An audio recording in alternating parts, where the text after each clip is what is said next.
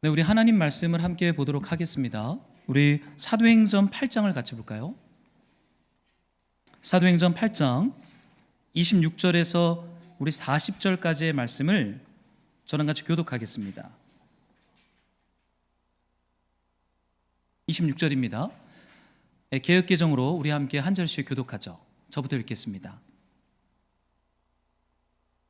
주의 사자가 빌립에게 말하여 이르되 일어나서 남쪽으로 향하여 예루살렘에서 가사로 내려가는 길까지 가라 하니 그 길은 광야라. 일어나 가서 보니 에디오피아 사람 곧 에디오피아 여왕 간닥의 모든 국고를 맡은 관리인 네시가 예배하러 예루살렘에 왔다가 돌아가는데 수레를 타고 선지자 이사야의 글을 읽더라. 성령이 빌립더러 이르시되 이 수레로 가까이 나아가라 하시거늘 빌립이 달려가서 선지자 이사야 글 읽는 것을 듣고 말하되 읽는 것을 깨닫느냐? 대답하되 지도해 주는 사람이 없으니 어찌 깨달을 수 있느냐 하고 빌립을 청하여 수레에 올라 같이 앉으라 하니라. 읽는 성경 구절은 이것이니 일러스되 그가 도살자에게로 가는 양과 같이 끌려갔고 털 깎는 자 앞에 있는 어린 양이 조용함과 같이 그의 입을 열지 아니하였도다. 그가 굴욕을 당했을 때 공정한 재판도 받지 못하였으니 누가 그의 세대를 말하리요? 그의 생명이 땅에서 빼앗김이로다 하였거늘. 그 내시가 빌립에게 말하되 청컨대 내가 묻노니 선지자가 이 말한 것이 누구를 가리킴냐? 자기를 가리킴이냐? 타인을 가리킴이냐? 빌립이 입을 열어 이 글에서 시작하여 예수를 가르쳐 복음을 전하니 길 가다가 물 있는 곳에 이르러 그 내시가 말하되 보라 물이 있으니 내가 세례를 받음에 무슨 거리낌이 있느냐? 37절 없고요. 38절 읽겠습니다. 이에 명하여 수레를 멈추고 빌립과 내시가 둘 다 물에 내려가 빌립이 세례를 베풀고 둘이 물에서 올라올새 주의 영이 빌립을 이끌어 간지라 내시는 기쁘게 길을 가므로 그를 다시 보지 못하니라. 빌립은 아소도에 나타나 여러 성을 지나 다니며 복음을 전하고 가이사랴에 이르니라. 아멘. 네, 우리 말씀으로 사는 교회 오늘 우리 27번째 사도행전 한 사람을 찾아서라는 제목으로 하나님 말씀을 함께 나누도록 하겠습니다. 우리가 사도행전을 계속해서 묵상하고 있어요. 특히 우리 지난주에는 사마리아 도시 사람들이 어떠한 사람인지 그 사람들의 특징들을 좀 묵상하면서 참으로 하나님 나라의 백성을 큰 자로 부르셨는데 그 큰 자가 어떠한 사람인지에 대해서 우리는 묵상했고 큰 자 되기를 소망하기보다는 성령 받기를 기도해야 됨을 우리가 지난주에 말씀 본문을 붙잡고 묵상하고 기도했습니다. 근데 오늘 말씀을 봤더니요, 이제 하나님이 빌립을 사마리아에서 떠나라라고 말씀하고 있어요. 여러분, 사마리아 도시가 어떤 도시였습니까? 사실 빌립이 얼마 동안 사마리아에 있었는지는 모르겠지만 분명한 것은 이제 빌립은요 사마리아에서 유명한 사람이 되었다는 겁니다. 여러분 한번 생각을 해보세요. 사마리아에서 가장 큰 자라고 불렸던 시몬조차도 빌립이 전하는 복음으로 예수님을 믿고 빌립에게 세례를 받았어요. 이제는 가장 큰 자라고 불리는 시몬도 예수를 믿었기 때문에 이제 빌립은요 평범한 헬라계 출신의 유대 그리스도인이 아니라 사마리아에서는 이제는 유명한 사람이 되었어요.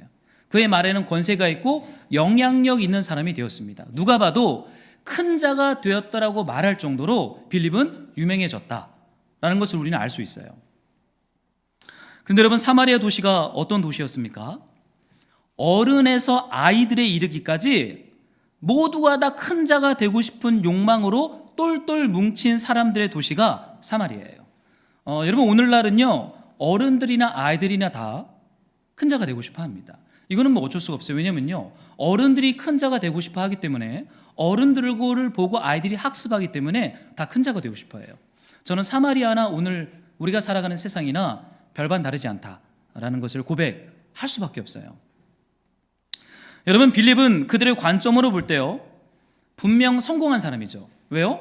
그의 말에 권위가 있고 그의 말에 사람들이 순복했고 그에게 다 머리를 숙이고 세례를 받습니다. 빌립은 사마리아 사람들의 관점으로 볼 때 진짜 성공한 사람이고 큰 자가 되었어요. 부럽죠? 저는 목회자로서 이런 빌립과 같은 능력이 나에게 있으면 얼마나 좋을까 가끔 그런 생각하게 됩니다. 예수를 전하고 복음을 전하면 사람들이 다 예수님 믿고 다 세례를 받는다면 얼마나 좋을까? 가끔 그런 상상하면서 기도하곤 해요. 하나님께 그런 능력을 구할 때도 있습니다. 그런데 중요한 건요, 갑작스럽게 주의 사자로 표현이 된 성령님께서 빌립에게 말씀을 하시죠. 우리 한번 좀 다시 역으로 돌아가서 여러분이 26절을 한번 같이 좀 읽어주시겠습니까? 함께 읽을까요? 시작. 주의 사자가 빌립에게 말하여 이르되 일어나서 남쪽으로 향하여 예루살렘에서 가사로 내려가는 길까지 가라 하니 그 길은 광야라. 떠나라는 거예요. 주님이 빌립에게 빌립아 너 일어나라 그리고 가라 라고 말씀하십니다. 당황스럽죠. 왜냐하면 여러분 이제 안정이 되었어요. 이제 힘든 개척의 시간을 넘어서서 이제 사람들이 다 예수를 믿고 어느 정도 공동체가 세워졌고 말에 권세가 있고 이제 이름이 알려졌고 이제 편하게 공동체를 세워나가면 됩니다. 그런데 하나님께서 빌립에게 말하여 이르되 일어나라 그리고 가라. 그 길은 광야라 라고 26절은 말하고 있죠. 여러분 큰 자가 된다는 것이 무엇입니까? 여러분 우리 예수님 믿잖아요. 그리고 하나님 말씀을 우리는 묵상합니다. 여러분 큰 자가 된다는 게 무엇을 의미합니까? 사람들에게 인정을 받는 것도 아니고요, 유명해지는 것도 아니고요, 지금보다 더 유력해지는 것도 아닙니다. 여러분 빌립을 보세요. 그는 이전보다 더 세밀하게 성령 하나님의 음성을 듣기 시작했어요.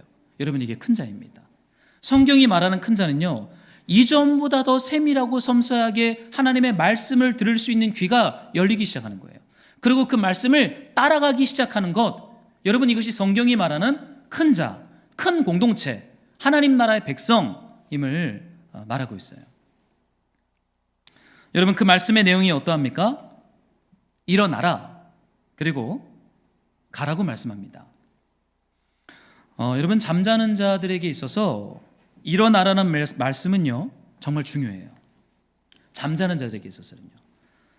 누군가 일어나라고 깨워주지 않으면, 알람 소리가 들리지 않으면 아침이 온 줄 모르기 때문입니다.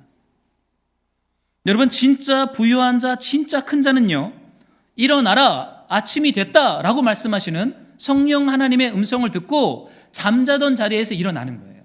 그 자리에서 일어나는 것입니다. 여러분 잠을 좋아하는 분들 있습니까? 저는 잠을 진짜 좋아합니다.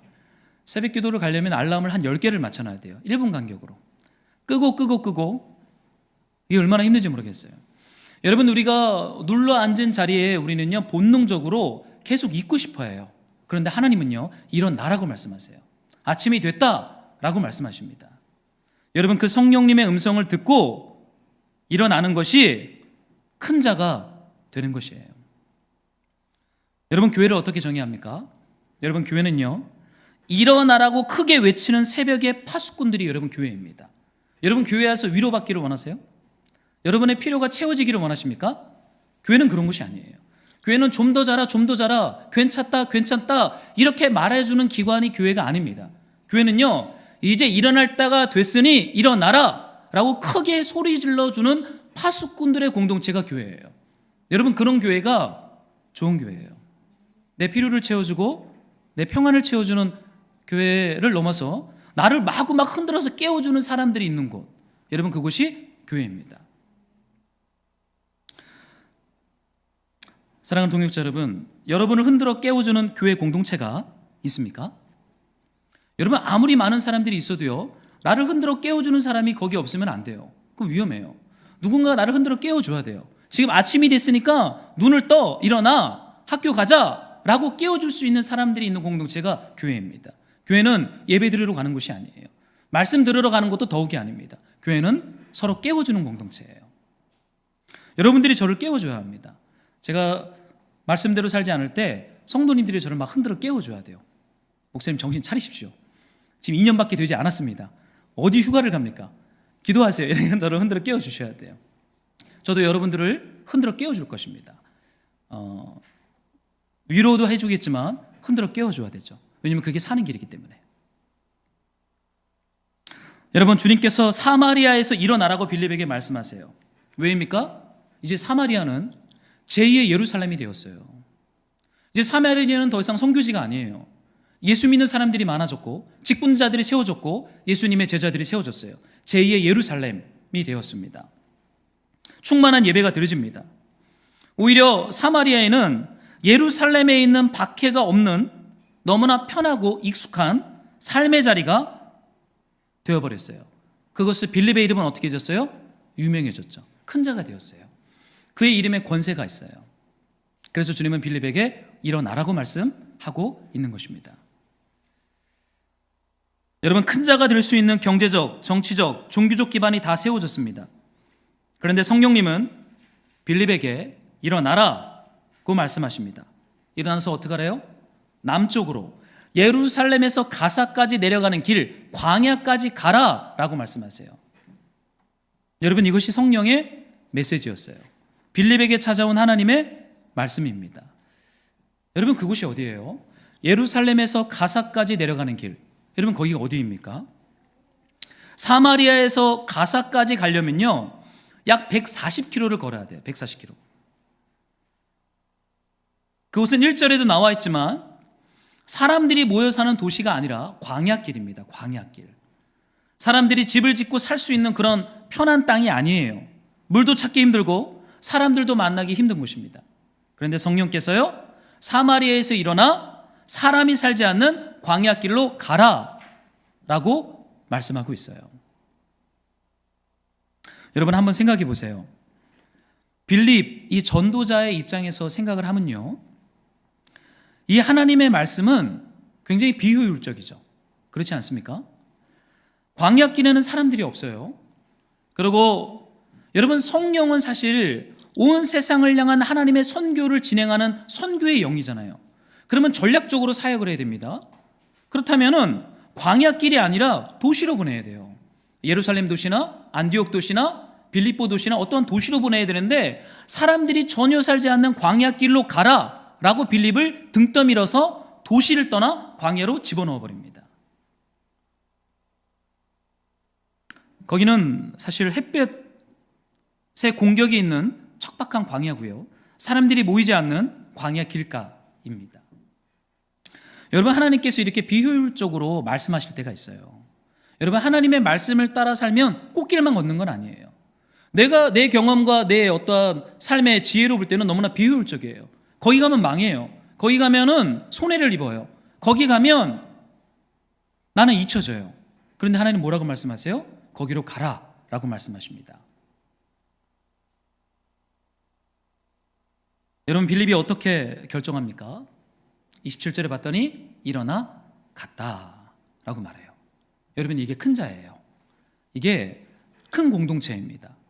이게 유명한 자예요. 이것이 힘 있는 자예요. 이것이 우리의 신앙의 표본입니다. 하나님의 말씀이 나로 하여금 꽃길을 걷지 않고 광야길을 걷게 하는 그 말씀인데, 그 말씀을 따라 일어나 가는 것, 단순하게. 여러분, 이것이 믿음이고 이것이 우리를 구원하신, 우리를 하나님 나라 백성으로 만드는 백성들의 특징입니다. 사마리아 사람들은 못 가요. 왜냐하면 사마리아 사람들이 계산할 때 거기는 꽃길이 아니거든요. 거긴 광야길이거든요. 여러분, 하나님 말씀이 우리를 찾아왔을 때요, 너무 오랜 시간 계산기를 두드리시면 안 됩니다. 계산기를 두드려서 이 말씀에 순종했을 때 어떤 일이 있을까? 빨리 계산기를 내려놓으셔야 돼요. 내가 생각하고 계산하는 미래랑 지금 찾아온 이 말씀이 충돌을 해요. 그럼 어떻게 해야 돼요? 말씀을 따라가야 돼요. 미래를 너무 염려하고 무엇을 먹을까, 무엇을 입을까 염려하기 시작하면 말씀을 따라갈 수 없기 때문인 거죠. 여러분, 말씀은 본래 우리를 찾아와서 우리에게 일어나라고 말합니다. 우리를 깨우는 거예요. 우리를 깨우는 하나님의 커다란 스피커예요. 위로하고 평안하고 평안하다. 사실은 그런 말씀이 찾아올 때는 오히려 긴장할 필요가 있습니다. 여러분, 우리를 큰 자로 세우고자 하는 분은요, 사실 하나님이세요. 사실 사탄이 우리를 큰 자로 세우고자 하는 것이 아니라 하나님이 본래 우리를 큰 자로 불렀어요. 창세기 12장에 보면 제가 좀 읽어드릴게요. 2절인데, 내가 너로 큰 민족을 이루고 내게 복을 주어 내 이름을 창대하게 하리니 너는 복이 될지라. 여러분, 아브라함에게 주신 하나님의 언약은요, 아브라함의 후손들이 큰 민족, 큰 공동체, 그 이름이 큰 이름을 가진 큰 공동체, 큰 자가 될 것이라고 약속하셨습니다. 이 약속의 말씀을 성취하기 위하여 이 땅에 오신 분이 우리 주 예수 그리스도세요. 그런데 왜 성령님께서요, 이제 좀 안정을 잡고 일다운 일을 할 수 있는 상황이 되었는데 일어나서 광야길로 가라고 왜 말씀하고 있을까요? 여러분, 광야길로 가는 것이 큰 자가 되는 것이랑 무슨 상관이 있어요? 여러분, 사도 바울 아십니까? 저는 참 바울을 좋아합니다. 그런데 바울이 죽기까지 끝까지 하나님을 사랑하고 하나님이 부르신 사도로서의 부르심에서 이탈하지 않고 끝까지 하나님을 사랑할 수 있었던 이유가 뭐라고 여러분 생각하세요? 끝까지 하나님을 사랑할 수 있는 이유예요. 바울의 삶을 읽다 보면요, 세 가지 이유를 발견하게 돼요. 세 가지 공격이 있습니다. 첫 번째는요, 유대인들의 박해가 있었어요. 우리는 종종 사도 바울이 기도를 많이 하고 성령에 충만하고 은사가 많아서 끝까지 하나님을 사랑하고 사도로서의 사역에 충성되기 이탈하지 않고 끝까지 갔다라고 생각합니다. 그렇지 않아요. 바울을 바울되게 했던 이유는요, 첫 번째는 유대인들이 바울을 계속 공격하는 거예요. 외부의 공격이 있어요. 바울이 복음을 전하고 하나님 나라를 강론하면 사람들이 싫어해요. 바울을 고발해요. 바울을 죽이려고 합니다. 끊임없이 유대인들의 공격이 있었어요. 두 번째는요, 그가 예수님을 만나기 전에 지었던 어마무시한 죄들, 이게 바울을 깨어있게 합니다. 바울이 항상 그러잖아요. 내가 죄인 중에 괴수다. 내가 만삭되지 못해서 태어난 조사나와 같다. 그런데 나중에 온 나를 하나님이 부르셔서 나를 사도 삼아주셨다. 그 죄 때문에 하나님의 은혜 앞에 내가 얼마나 사랑의 빛을 진 자인지 잊지 못해요. 나는 날마다 주님 앞에 죄인이라는 고백을 하게 됩니다. 셋째는요, 고린도후서에 보면 바울을 찌르는 육체의 가시가 나옵니다. 바울이 내 몸에 육체의 가시가 없어지도록 3번 기도하죠. 그런데 하나님 뭐라고 말씀하세요? 내 은혜가 너에게 족하다. 더 이상 기도하지 말라는 거예요. 하나님이 육체의 가시 좀 없애주세요. 뭔지는 잘 모르겠어요. 질병일 수도 있고요, 어떤 사람들은 간질병이라고 많은 신학자들이 추측을 합니다. 설교하다가 바울은 갑자기 쓰러져서 거품을 물고 이런 간질병 환자가 아니었을까, 이 육체의 가시를 그렇게 추측을 해요. 여러분, 바울이 끝까지 하나님을 사랑하고 끝까지 사도됨을 지킬 수 있었던 이유는요, 유대인들의 공격, 육체의 가시, 자신이 죄인이었다라고 하는 뼈저리는 회개. 여러분, 이것이 바울이 끝까지 사도의 길을 이탈하지 않고 하나님을 사랑하게 하는 원동력이었던 것을 그의 고백록들을 보면 발견하게 돼요. 바울의 삶에 있었던 가난함, 육체의 약함, 외부적인 고난과 고통이 바울을 사도되게 하시는 하나님의 지혜였어요. 여러분, 왜 사마리아를 떠나 광야로 가야 합니까? 이것 때문이에요. 여러분, 사마리아에는 더 이상 공격이 없어요. 여러분, 사마리아에는 더 이상 죄인들의 회개할 만한 일들이 별로 없어요. 여러분, 사마리아에는 육체의 가시가 없어요. 이제는 그 편안하고 큰 자가 될 수 있는 편안한 곳을 떠나서 광야길로 빌립아 일어나 가라 라고 말씀하세요. 왜입니까? 진짜 살리기 위함입니다. 진정 큰 자가 되게 하고자 하는 하나님의 약속의 말씀을 성취하기 위함이에요. 사랑하는 말씀으로 동역자 여러분, 하나님께서 때로는 여러분에게 일어나라 라고 말씀하실 때가 있어요. 내게 너무나 익숙하고 편한 곳, 습관처럼 반복되는 어떠한 영역들, 여기서 이제는 일어나서 말씀을 따라 좀 불편하고 나를 좀 낯설게 만들고 나를 좀 힘들게 만드는 말씀을 따라 광야길로 들어가라라고 말씀하실 때가 있어요. 여러분, 기억하십시오. 우리를 살리기 위함이에요. 우리를 고생스럽게 하거나 우리를 피곤하게 하고자 하는 것이 아니라 하나님의 계획은 우리를 하나님 나라의 참된 큰 자, 제자, 증인으로 만들기 위해서 사마리아에서 일어나 광야로 가라라고 말씀하고 있다는 것입니다. 어떠세요? 여러분의 삶의 자리에 좀 일어나야 한다라고 생각되어지는, 부담되어지는 영역들이 있습니까? 있으시죠? 제 눈을 안 보는 분들이 있는 거예요. 여러분, 거기서 빨리 일어나셔야 돼요. 거기에서 이거 좋다 그러시면 안 돼요. 빨리 일어나서 말씀을 따라 거기로 가셔야 합니다. 용서할 게 있으면 용서해야 돼요. 이젠 기도해야 될 때가 있으면 기도를 해야 돼요. 이제는 말씀에 순종해야 할 부분이 생기기 때문에 이제 순종하셔야 되는 것입니다. 왜요? 그게 사는 길이기 때문에 그래요. 저는 이렇게 사도행전 묵상하고 사실 목요일 저녁부터 좀 긴장이 돼요. 왜냐하면 여러분 이렇게 교회가 작고 예배를 한 번 드려서 설교, 저는 그런 줄 알았어요. 이렇게 제가 큰 교회 부목사 할 때는 예배가 1부부터 막 5부까지 있잖아요. 한번 담임 목사님 부재라 한번 1부부터 5부까지 다 설교를 한 적이 있습니다. 진짜 힘들더라고요. 그래서 저는 개척하면 예배가 한 번이니까 별로 안 힘들겠지.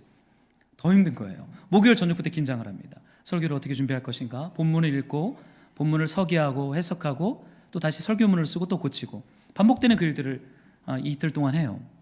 근데 제가 이 일들을 하면서 하나님 저에게 주셨던 부담 중에 하나는 사실은 기도에 대한 부담이었어요. 저는 기도를 많이 하는 목회자가 아닙니다. 저는 책을 읽고 성경을 읽고 이런 거 참 좋아하는데 기도를 1시간 이상 계속하라 그러면 좀 힘이 들어요. 30분하고 시계 보고 20분하고 시계 봤는데 20분밖에 지나지 않았어요. 야, 이거 어떡하나. 근데 저에게 주시는 하나님의 한 가지 부담은요, 깊은 기도예요. 깊게 기도하고 깊게 더 많이 하나님의 뜻을 따라 기도하는 사람으로 하나님 저를 부르시는데 제가 깊이 들어가지 못해요. 아직 두려움이 있어요. 내가 잘할 수 있을까? 그냥 너무 사마리아가 익숙하고 책 보는 게 너무나 익숙해서 그 날카롭고 불편한 밤기도 새벽기도의 자리로 나가라는 요청 앞에 사실은 아직 완전히 순종하지 못하고 있어요. 그러나 그때가 멀지 않았다라고 하는 메시지와 부담이 제 안에 오는 것을 발견하게 됩니다. 사랑하는 동역자 여러분, 하나님이 여러분의 삶에 일어나라고 말하는 영역이 있습니까? 그 알람 소리예요. 그 일어나야 됩니다. 그리고 가라고 하는 영역이 있습니까? 그거로 가셔야 돼요. 왠지 아세요? 우리를 향한 하나님의 계획은 선하기 때문이에요. 우리를 큰 자 만들고 우리를 통한 하나님의 뜻을 이루시기 위해서 하나님 그 편안하고 인정받는 사마리아를 떠나서 이제는 낯선 사람도 없는 광야길로 가라고 빌립을 등 떠밀고 있습니다. 이건 빌립을 살리는 길이에요. 여러분, 빌립이 140km를 걸어갑니다. 여러분, 사마리아가 이쪽에 있고 가사가 이쪽에 있어요. 지중해 애굽으로 내려가는 길입니다. 예루살렘은 이쪽이죠. 예루살렘에서 가사로 내려가는 길, 여러분 거기는 광야길이고 거긴 블레셋이 살았던 민족이고 그 맞은편에 애굽에 있어요. 아마도 빌립은 걸어서 산을 넘고 강을 지나 140km, 아마 3, 4일을 걸었을 것 같아요. 낮에만 걸으니까요. 그런데 주님께서 왜 가라고 했는지 말씀하지 않으세요. 독특하십니다. 여러분, 하나님 우리에게 말씀하실 때는 왜에 대한 분명한 말씀을 잘 안 하세요. 그게 참 아이러니예요. 분명한 타겟과 목적을 보여주면 동력이 생기잖아요. 동기가 생기잖아요. 근데 하나님은 종종 말씀하실 때 왜 가사까지 가야 되는지 말씀하지 않으세요. 그냥 가래요. 가라. 그리고 하나님의 말씀은 부재예요. 아무런 역사와 표적과 기적이 일어나지 않아요. 그냥 걷는 거예요. 걷고 또 걷고 또 걷는 거예요. 여러분, 순종은요, 말씀을 신뢰하고 믿음으로 가는 길에는 기적이 없어요. 그냥 걸어가야 돼요. 몇 킬로를요? 140km를요. 그런데 거기 도착했을 때 한 사람을 만납니다. 한번 27절을 여러분들이 한 번만 더 좀 읽어주시겠어요? 시작. 간닥의 모든 국고를 맡은 네, 고맙습니다. 에디오피아 여왕 간닥의 그의 모든 국고를 맡은 한 나라의 재무장관, 회계, 재정을 총 담당하는 사람을 만나죠. 근데 그 사람은 에디오피아 사람이다 라고 말하고 있습니다.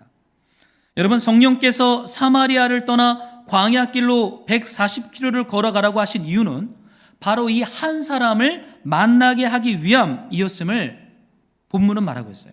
하나님은 처음 말씀하지 않았어요. 걸어가다 보니까 아는 거예요. 여러분, 말씀을 따라 걸어가잖아요. 처음엔 몰라요.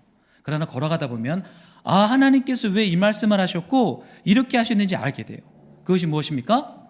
한 사람을 만나기 위함이었다라고 말합니다. 여러분, 하나님은 항상 한 사람에게 집중하세요.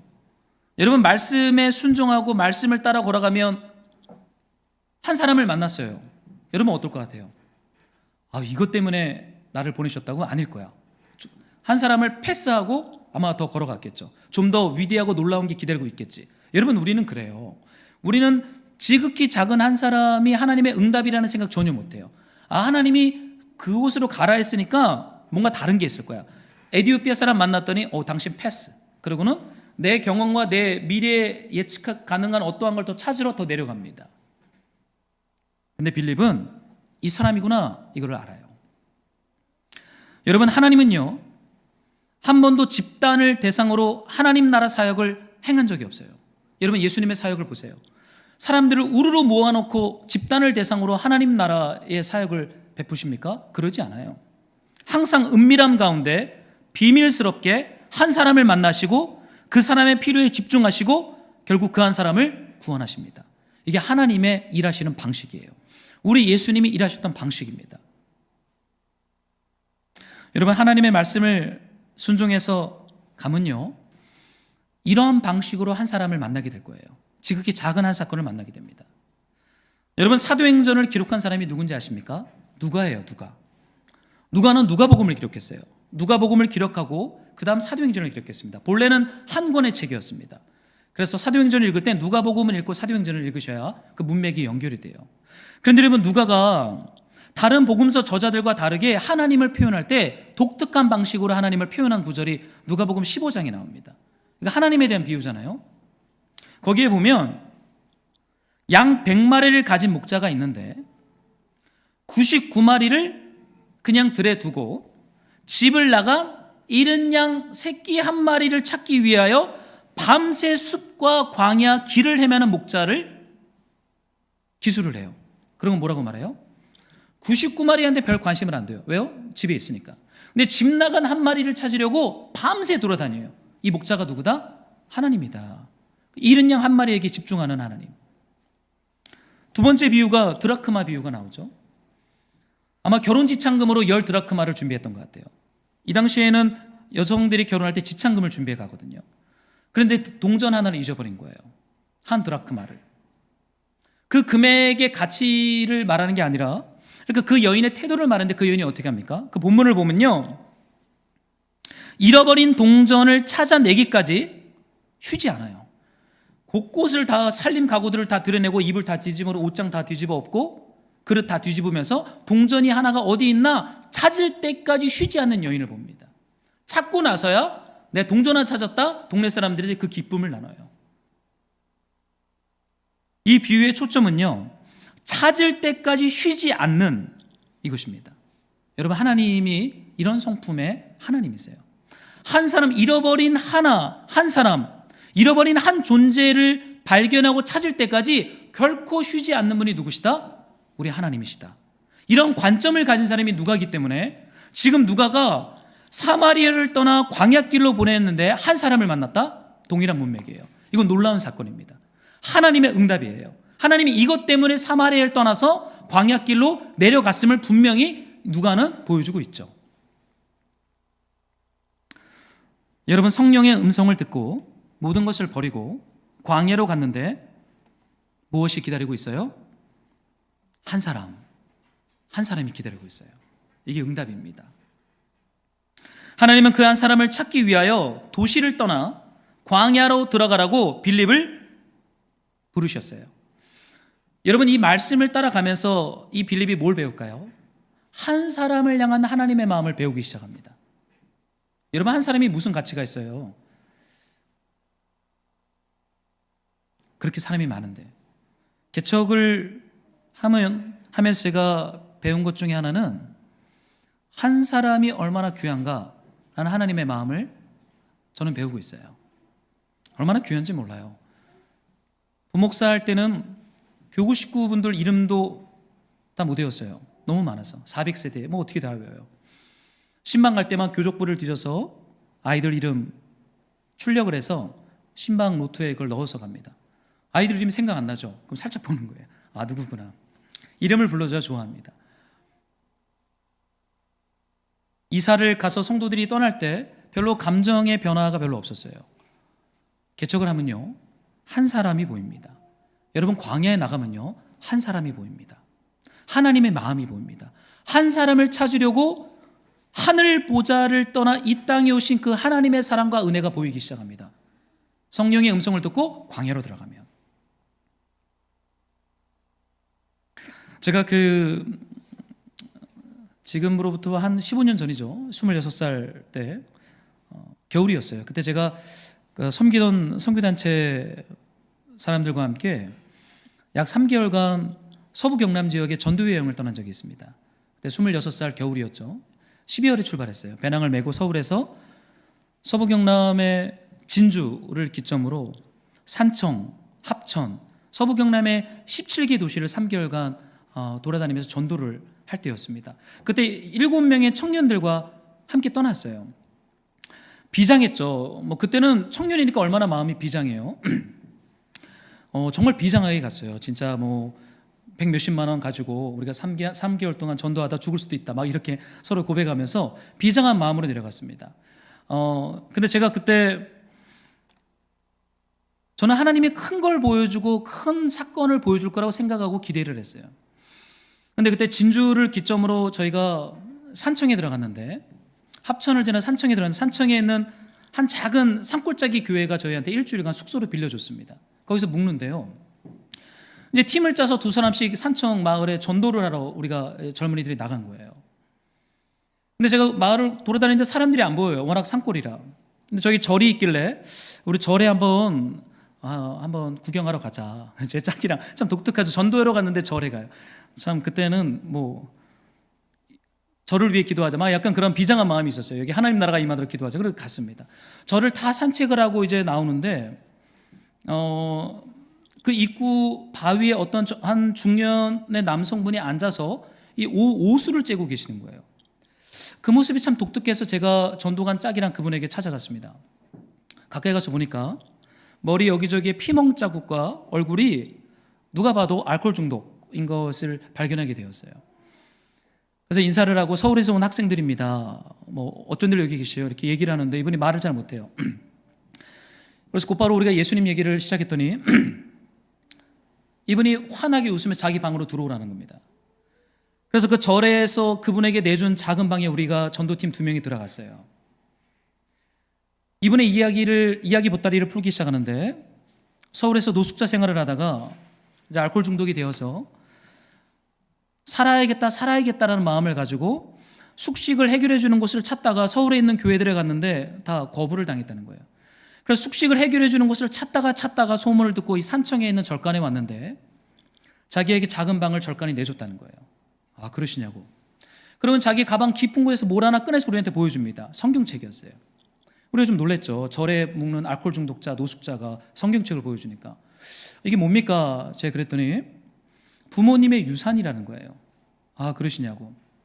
그래서 이분의 정신적인 회복, 육체적 회복을 위해서 우리가 같이 몸에 손을 얹고 그분을 위해서 절에서 기도했어요. 그래서 제가 숙소에 돌아와서 사실 좀 충격을 받은 게 있었습니다. 그게 뭐냐면, 여러분 생각을 해보세요. 저도 개척교회를 하다 보면 어려운 분들이 가끔 이렇게 식대를 얻으려 찾아올 때가 있습니다. 한두 번 드리죠. 그럼 계속 오세요. 그럼 불편해요. 한두 번 드렸으면 되는데 이제 계속 돈을 달라고 오면 이걸 어떻게 해야 되나 거절해보기도 하고, 거절만 화를 내세요. 여러분, 저도 현실적으로 교회를 개척해서 그걸 가난한 분들을 대하다 보니까 그분들을 환대하고 섬긴 게 쉬운 건 아니다라는 고백을 하게 됩니다. 그런데 교회가 이분을 감당하지 못해서 다 거부했는데 시골에 있는 한 산청에 있는 절간에서 그분이 지날 수 있는 공간과 방을 제공해 준 거예요. 저는 그때 좀 충격이었어요. 제가 그때 일기장에 썼던 글들을 제가 이렇게 읽어보면, 하나님께서 한 사람을 사랑하시고 구원하시고 회복하기 위해서 절간도 사용할 수 있으신 것인가? 제가 그런 글을 쓴 적이 있어요.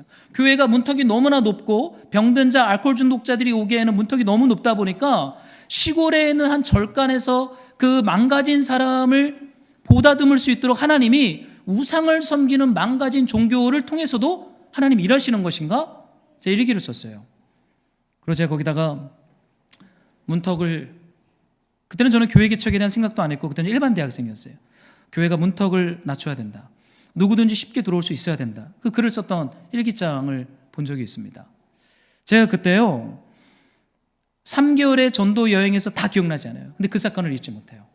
아, 절간을 통해서도 하나님이 이 사람이 머물 수 있는 공간을 잠깐 허락하시나? 이건 저에게 충격이었어요.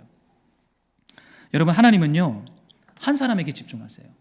이거 하나님의 마음입니다. 여러분, 예수님은 배고픈 사람들을 찾아다니셨던 분이세요.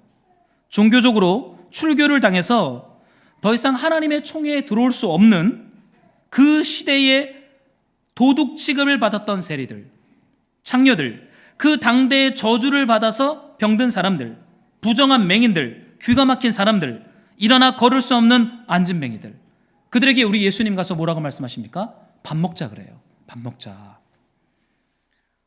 예수님 한 번도 그들에게 회개하라 라고 말하지 않으세요. 오히려 회개하라는 말씀은 그 당시 유대교 종교 지도자들에게 회개하라, 그리고 욕하시죠. 이 독사의 자식들아. 이거 한국말로 번역하면요, 이거는 유학이 번역한 거예요. 진짜 이거는 무서운 욕입니다. 제가 차마 설교에 말하지 못하겠어요. 회개하라 이 독사의 자식들아, 유대 종교인들에게. 그런데 이 병든 자, 저주받은 자, 하나님의 총회에 출교를 당한 자들에겐 밥을 먹재요. 밥 먹자, 포도주 마시자. 그래서 세리들이 예수님에게 뭐라고 별명을 해요? 먹기를 탐하는 자. 세리와 죄인들의 친구라고 예수님을 비꼬아 조롱하지 않습니까? 여러분, 하나님은요, 예수님은요, 지극히 작은 한 사람과 함께 밥을 먹습니다. 왜 밥을 먹어요? 그들은 배고픈 사람들이에요. 사랑에 배고프고 거룩함에 배고프고 사람들 눈치 보느라 영혼과 마음이 쪼그라든 사람들이에요. 삶이 너무 푸근해서 소망이 없는, 소망에 배고픈 사람들이에요. 예수님 그들과 밥을 먹습니다. 나중에 요한복음을 보면요, 이제는 예수님이 그들과 밥을 먹다가 나중 되면 자신의 몸을, 살과 피를 밥으로 주세요. 나를 먹으라 그래요. 나를 먹는 자가 나와 관계에 있다라고 말씀하십니다. 여러분, 이것이 하나님의 마음입니다. 여러분, 빌립, 그가 성령의 말씀을 따라 독착한 곳에서 한 사람을 만나요. 한 사람을 향한 하나님의 마음을 만난 것입니다. 여러분, 예수 믿는 것의 정점이 뭐라고 생각하십니까? 신앙이 깊어지는 것을 여러분 어떻게 정의하세요? 직분이 한 단계 한 단계 업그레이드 되는 것이 신앙이 깊어지는 것이라고 여러분 생각하십니까? 그렇지 않아요. 우리가 기도의 시간이 더 많아지는 것이라고 생각하십니까? 우리 안에 성령의 은사가 더 풍요로워지고 다양한 은사들을 받는 것이 신앙생활의 정점, 성장이라고 생각하세요? 그렇지 않습니다. 여러분, 하나님이 생각하는 믿음, 하나님 나라, 백성의 성장과 열매 맺는 것은요, 이 지극히 한 사람과 함께 밥을 먹을 수 있는가라는 질문 앞에서 우리가 밥 먹을 수 있습니다 라고 말할 때, 여러분, 그것이 사실은 신앙의 회복이고 신앙의 목표지고 신앙의 정점입니다. 여러분, 예수님은 만나는 사람들만 밥 먹자 그래요. 여러분, 앞으로 저랑 관계하다 보면 제가 밥 먹자는 얘기 자주 할 겁니다. 성경 공부하자는 얘기는 안 하고 기도하자는 얘기는 안 하고 맨날 밥 먹재요. 성경을 잘 모르고 기도를 잘 못하기 때문입니다. 여러분, 광야에서 만난 여러분 그 사람, 여러분 누구입니까? 우리 본문에서 보는 것처럼 그는 에티오피아 나라의 재정을 맡은 재무장관이에요. 재무장관. 여러분, 재정을 아무에게나 맡기지 않습니다. 어떤 조직에서 재정을 맡긴다는 건 신뢰하는 거예요. 지혜롭다라는 거예요. 여러분, 이 에티오피아 내시는요, 한 나라의 국고를 책임지는 재무장관이었어요. 굉장한 신뢰와 지혜를 온몸으로 받던 사람입니다.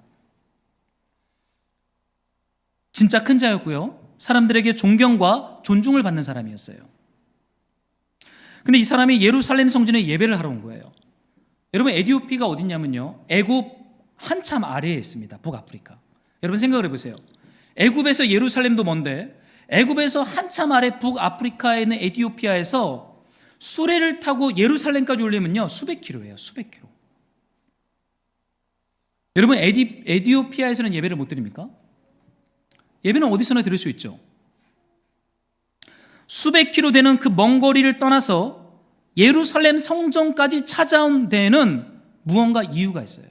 먼 거리를 찾아가서 예배하고 기도하는 데는 무언가 이유가 있어요. 무엇이죠?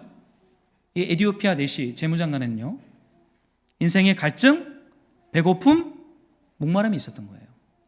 아무리 돈을 만지고 권력을 가지고 있고 사람들에게 존중을 받아도 이 갈증과 목마름과 배고픔이 해결되지 않아요. 근데 여러분, 참 독특하게 하나님 일하실 때가 있습니다. 여러분, 사람은요, 만족스럽지 않을 때, 즉 갈증과 배고픔이 일어나지 않으면 오랜 시간 살았던 삶의 자리를 떠나지 않아요. 이게 사람의 특징입니다. 우리 안에 갈증이 일어나고 배고픔이 일어나고 만족이 없어질 때 여러분, 사람은요 오랜 시간 눌러 앉았다 있는 곳을 떠나요. 이게 사람의 정직함이고 솔직함입니다. 여러분, 좋아 보세요. 떠나겠어요? 안 떠나요. 이곳이 좋사오니 집을 새치 짓자고 베드로, 야고보, 요한이 얘기하잖아요. 그런데 여러분, 거기가 만족스럽지 않아요. 불편해요. 뭔가 아닌 것 같아요. 그럼 어떻게 해요? 에티오피아를 떠나서 예루살렘 성전까지 가는 거예요. 그게 수백 킬로일지라도.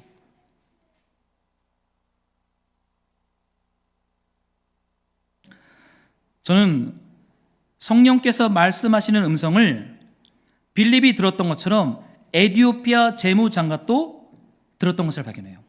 사마리아에서 하나님이 빌립에게 일어나 가라 라고 하는 초자연적 계시를 빌립은 들어요.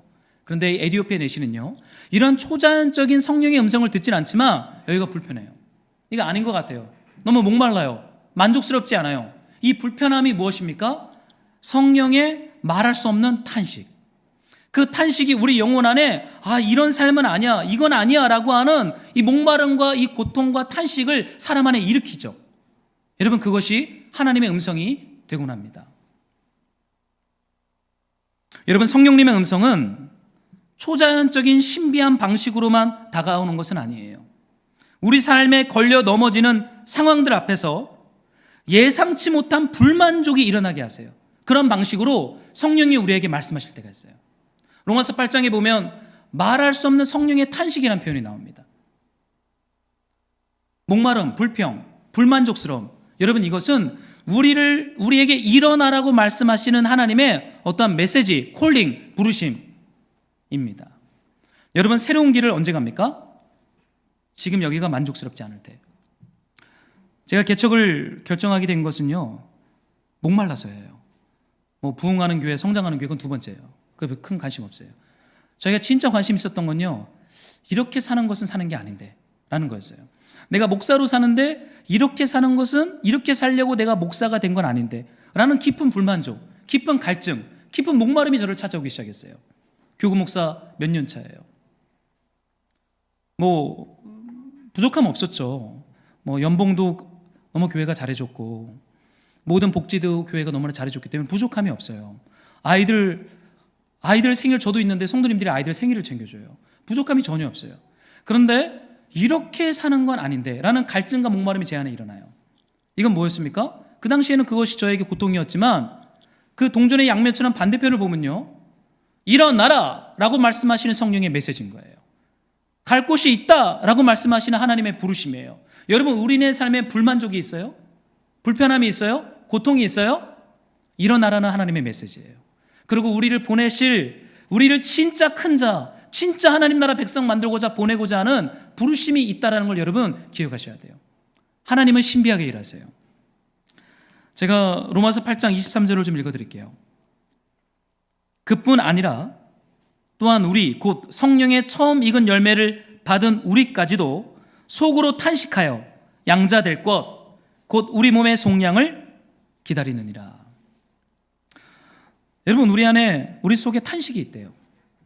그리고 몸의 속량을 기다린대요. 여러분, 성령께서 일하시는 방식, 이게 또 다른 표현입니다. 여러분, 너무 신비한 하나님의 음성만을 기다리지 마세요. 왜 나한테는 하나님이 신비롭게 말씀하시지 않을까? 이미 말씀하고 있으세요. 말할 수 없는 탄식으로, 우리 안에 있는, 속 안에 있는 탄식으로 이미 성령이 크게 우리에게 말씀하세요. 일어나라 하는 거예요. 거기 만족이 있니? 만족 없잖아. 그럼 이제 일어나야지 라고 말하는 거예요. 그래서 때로는요 그냥 둘 필요가 있어요. 아닌 길을 가는데 거기 아니야, 가면 안 돼, 이렇게 말하면 안 돼요. 왜냐면 듣지 않아요. 아무리 말해도 듣지 않아요. 잔소리가 됩니다. 그럼 어떻게 해야 돼요? 그냥 가게 두는 거예요. 한번 가봐, 살아봐. 거기 딱 갔어요. 고통스럽죠. 만족이 없죠. 이게 아닌데 채워도 깨진 항아리처럼 항아리가 채워지지 않아요. 그럼 거기에서 뭘 기다려요? 새로운 하나님 나라의 속량, 구원을 소망하게 돼요. 하나님이 이런 방식으로 우리를 구원하시고 일하실 때가 있습니다. 성령님은요 우리 속에서 탄식하시며 우리 영혼이 그 탄식 소리를 정직하게 들을 수 있도록 일하세요. 이 에티오피아 내시, 그런 빌립이 들었던 또 다른 방식으로 성령님의 음성을 들었어요. 일어나라, 가라. 성령의 음성을 들은 사람들끼리 광야길에서 만납니다. 독특하죠. 근데 여러분 한번 생각을 해보세요. 이제 예루살렘 성전에서 예배를 드렸어요. 성경 말씀도 공부했고 아침 저녁으로 예배도 드렸을 것입니다. 그리고 이제 다시 에티오피아로 돌아가는 길이에요. 31절을 우리가 한번 좀 읽어볼까요? 함께 읽겠습니다. 시작.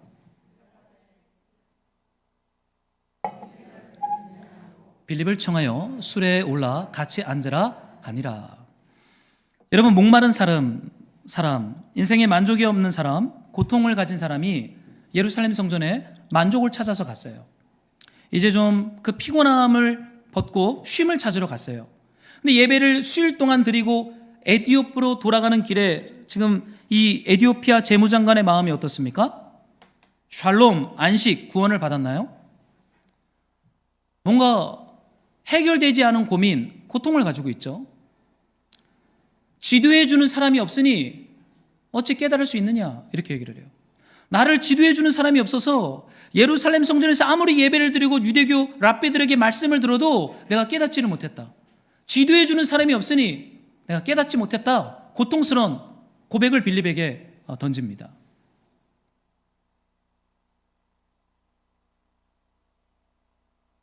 여러분, 사람들 안에 이런 고통의 소리들이 여러분 다 있어요.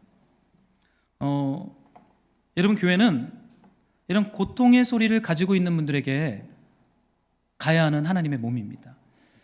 종종 저희 집에 이렇게 전화 오는 분들 있어요. 저에게 올 때도 있고 아내한테도 올 때도 있고. 전화 올 때는, 오랜만에 전화 올 때는요, 삶이 녹록지 않은 거예요.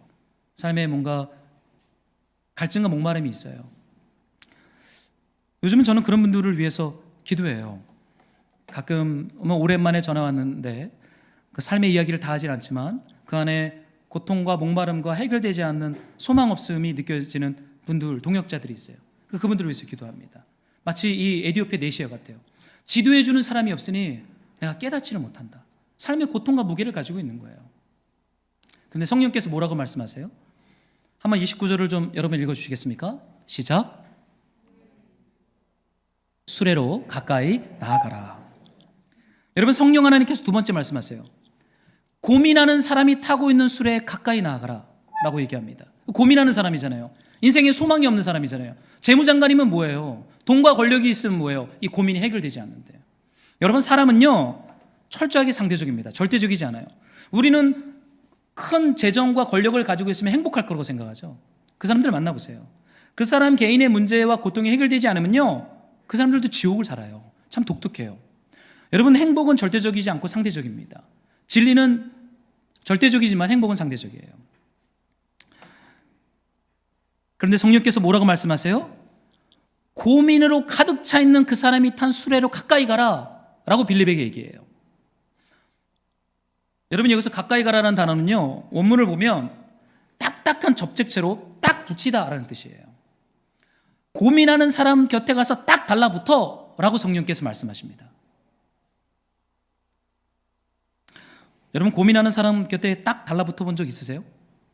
힘들어요. 그 무게와 그 고민을 함께 진다라는 건 피곤한 것입니다. 딱 달라붙어요? 여러분, 부부도 힘들어요. 근데 나와 전혀 상관없는 사람의 고민 덩어리한테 가서 성령이 가까이 가서 딱 달라붙어 라고 얘기합니다. 부담스럽죠. 근데 여러분 기억하세요. 하나님의 나라는요 다수를 대상으로 하는 회중운동이 아니었어요. 수십 명, 수백 명을 모아놓고 그들을 한 번에 변화시키는 이런 회중운동이 절대 아니었습니다. 인생에 해결되지 않는 고통, 문제, 갈증을 가지고 고민하는 한 사람에게 성령의 음성을 들은 한 사람이 가서 풀로 붙이듯이 딱 달라붙어 그 곁에 함께하는 것이 하나님 나라가 확장되는, 하나님께서 일하시는 방식이었어요. 주님이 이걸 빌립에게 요구합니다. 지도해주는 사람이 없는데 어찌 깨달을 수 있느냐. 여러분, 누군가의 영혼에서 울려 퍼지는 이 탄식 소리를 들어본 적 있으세요? 여러분, 이게 듣는 것이 사실은 큰 자가 되는 것이에요. 여러분, 우리는 사실 우리 안에 있는 고통이 바깥에 들키지 않도록 끊임없이 우리를 포장합니다. 왜냐하면 내 고민과 내 고통 소리가 밖으로 나가면 약하다고 생각하기 때문에. 그래서 우리의 약함을 절대 보여주지 않아요. 그래서 때로는 그 약함을 포장하는 수많은 마케팅 홍보 앞에 우리가 무력하게 다 넘어가는 거예요. 그걸 하면은 뭐 당신 멋있어 보입니다. 얼마나 잘 팔려요. 저 차를 타면 당신의 삶은 뭐 이렇게 업그레이드 됩니다. 아직 한 번도 못 타봤지만 뭐 그러잖아요. 그런데 여러분, 빌립은요, 지도해 주는 사람이 없는데 어찌 깨달을 수 있느냐, 그 사람 안에 있는 고통과 고민의 소리를 듣기 시작합니다. 성령께서 들려주시죠. 그 사람에게 가까이 가라.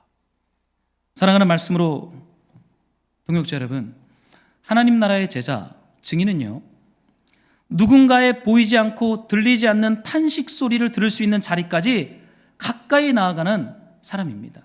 우리를 이렇게 부르셨어요. 그래서 여러분, 교회는요, 가까이 가는 거예요. 누군가의 고통 소리를 들을 수 있을 정도까지. 여러분, 세상에 아직 예수 믿지 않은 우리 예수를 믿어야 하는 분들이 기다리고 있어요. 많죠. 근데 전혀 고통의 소리를 티를 내지 않아요. 그러나 그게 들릴 때가 있습니다. 가까이 가면 도망칩니다. 그러나 가까이 가죠. 여러분, 기억하십시오. 하나님은 오늘날 고민하는 사람들에게 예수님을 먼저 만난 교회된 한 사람을 보내세요. 여러분, 그 한 사람에게 가십시오. 하나님이 우리를 찾아왔던 그 방식 그대로 우리도 그 한 사람에게 가야 합니다. 여러분, 빌립이 가까이 가요. 달려가서 가까이 갑니다. 수레를 따라가려면 엄청 달렸을 거예요. 저는 이거 묵상하다가 한번 웃은 적이 있는데, 수레가 얼마나 빨라요? 근데 빌립이 달려갑니다. 가까이 가라 그러니까 정말 달려가서 수레에 가까이 가죠. 달려가면서 말해요. 읽는 것을 깨닫느냐? 그 고민에 대해서 반응하기 시작합니다. 35절을 우리 같이 한 번만 더 읽어볼게요. 함께 시작. 빌립이 입을 열어 이 글에서 시작하여. 여러분, 빌립이 수레에 올라탑니다. 그리고는 고민하는, 해결되지 않은 고통을 가진 에디오피아 재무장관과 함께 대화를 시작합니다. 대화를 시작하고 그 필요를 듣다가 이 글에서 시작하여, 그건 이사야 53장이에요. 이사야 53장 구약 말씀에서 시작하여 신약 성경에 이르기까지 예수를 가르치고 복음을 전합니다. 여러분, 에디오피네시가 기쁨으로 세례를 받아요. 그리고는 회복이 돼서 에디오피아로 다시 내려갑니다. 여러분, 고민하는 사람에게 성경 말씀을 들려줘야 돼요. 여러분, 우리는 인생과 삶의 고민이 있죠. 여러분, 그 고민에 집중해서는 아무런 답을 찾을 수 없어요. 여러분, 하나님의 말씀을 읽어야 합니다. 하나님의 말씀을 들어야 합니다. 그 말씀이 우리 영혼에 들어오기 시작할 때 여러분, 우리의 고민, 이것은 우리의 부르심이 되는 것을 발견하게 돼요. 저는 이 말씀 읽다가요, 어디에서 함께 말씀을 읽었습니까? 흔들리는 수레 위에서. 여러분, 우리는 종종 말씀은 조용한 공간에서 홀로 있을 때 음악을 틀어놓고 경건하게 말씀을 읽어야 된다고 생각합니다. 근데 여러분, 초대교회는 그러지 않았던 것 같아요. 흔들리는 수레 위에 올라가서 덜커덩 거리는데 이사야 53장을 읽고 성경을 펼쳐놓고는 그리스도와 예수에 대해서 강론하고 복음을 전해요. 흔들리는, 고민하는, 아파하는 그 수레 위에서 하나님의 말씀을 함께 읽으며 기쁨과 구원을 회복해 갑니다. 말씀으로 동역자 여러분, 하나님의 너무 큰 기적을 기대하지 마십시오. 이미 놀라운 기적인 성경 말씀이 우리 손에 왔어요. 제가 이 말씀 묵상하다가요, 사도행전 8장 끝장이잖아요. 에디오피아 내시의 회심을 기록해 놓았어요. 근데 사도행전 9장에 가면 여러분이 아는 것처럼 그 유명한 사울의 회심 이야기가 나와 있어요. 정말 유명하지 않습니까? 다메섹 도상에서 눈이 멀고 초자연적으로 들려오는 사울아 사울아 왜 너 나를 핍박하느냐, 초자연적인 성령의 음성을 듣고는 땅바닥에 곤두박질 쳐서 회개하잖아요. 회심하잖아요. 여러분, 근데요, 그런 초자연적 계시와 사건이 일어나면 다 회개할 수 있어요. 사울이 위대한 게 아니라 그렇게 초자연적 계시와 환상이 임하면 누가 두려움 가운데 하나님 앞에 회심하지 않겠어요? 그런데 여러분, 에디오피아 내시는요, 초자연적 계시가 없었어요. 어떻게 회심했어요? 덜컹거리는 수레 위에서 말씀을 읽다가, 그 말씀을 함께 나누다가, 그는 예수가 그리스도고 하나님의 아들이라고 하는 전 인격적인 회심, 구원 사건이 흔들거리는 수레에서 일어나요. 여러분 진짜 위대한 회심은 어떤 회심이에요? 전 바울의 회심이라고 생각하지 않아요. 이 에디오피아 내시의 회심은 진짜 위대해요. 왜냐하면 초자연적인 환상과 하나님의 계시의 말씀이 없었어요. 에디오피아 장가나 그럼 놀라죠. 그냥 아마 수레에서 아마 떨어져 나갔을 거예요. 그럼 누가 하나님 다 믿지 않겠어요? 그런데 하나님은 그런 방식으로 에디오피아 내시를 구원하지 않았어요. 성경을 읽으면서. 어디에서요? 그 고민이 막 잔뜩 있고 막 덜컹거리는 정신없는 그 수레 위에서 덜커덩거리면서 멀미 나는데 말씀을 읽다가 이 말씀이 가리키는 이 고난받는 종이 그리스도였구나, 예수님이었구나, 이걸 깨달으며 기쁨으로 물에서 세례를 받고는 에디오피아의 증인으로 내려갑니다. 사랑하는 말씀으로 동역자 여러분, 말씀으로 충분합니다. 성경으로 충분합니다. 여러분 성경을 읽으셔야 돼요. 왜 내 삶에 하나님의 기적이 일어나지 않는가? 이미 일어났어요. 우리에게 말씀을 주셨어요. 그 말씀을 여러분 고민이 있는 현장에서 읽으세요. 고민과 문제가 다 해결되면 말씀을 볼 게 아니에요. 문제가 전혀 해결되지 않은 그 덜컹거리는 수레 위에서 말씀을 읽는 거예요. 말씀을 듣는 거예요. 그럼 어떤 일이 일어나요? 예수님께서 엠마오로 내려가는 두 제자를 찾아가셔서 성경을 열어주시잖아요. 그리고는 그 마음을 뜨겁게 하세요. 그리고 눈에 비늘을 벗기셔서 앞에 있는 분이 주와 그리스도라는 것을 깨닫게 하세요. 무엇으로요? 말씀으로. 여러분 이것이 가장 위대한 기적이에요. 말씀을 보다 회심할 수 있어요. 성경을 보다가 회복될 수 있어요. 성경을 듣고 읽다가 내 부르심이 고민에서 기쁨으로 변화될 수 있어요. 여러분 말씀은 우리를 향한 하나님의 최선입니다. 사랑하는 말씀으로 동역자 여러분, 왜 사마리아를 떠나야 됩니까? 한 사람을 만나려고요. 여러분 교회의 존재 목적은 이 한 사람에게 가는 것이에요. 우리를 찾아오신 그 하나님, 그분을 따라 우리도 한 사람에게 주님이 보내고 있어요. 여러분 일어나 가라고 하는 이 성령의 메시지, 여러분 이것은 내 삶에 만족이 없을 때 우리는 일어날 수 있어요. 지금 내 삶이 아무리 만족스러운데 거기 일어나라 그러면 일어나겠어요? 들리지도 않아요. 때로는 우리네 삶에 만족스럽지 않은 어떤 상황으로 우리를 새롭게 이끌어 가시는 이 성령의 콜링, 이 부르심, 뭔가 여러분 만족스럽지 않으면 우리를 부르시는 거예요. 그때는 귀를 쫑긋 세우고 말씀 앞에 앉아 있어야 돼요. 하나님이 우리에게 뭘 말씀하시나. 그리고는 주님이 보낸 광야길에 가서 한 사람을 만나다 그 고민 있는 사람 곁에 가서 착 달라붙어서 이제 내 문제에만 빠져있는 삶이 아니라 누군가의 고민을 들어줄 수 있는 이제는 증인으로, 제자로 저와 여러분의 삶이 익어가고 그렇게 열매 맺기를 소망합니다. 이게 은혜요, 축복이죠. 우리가 함께 좀 기도할 텐데요.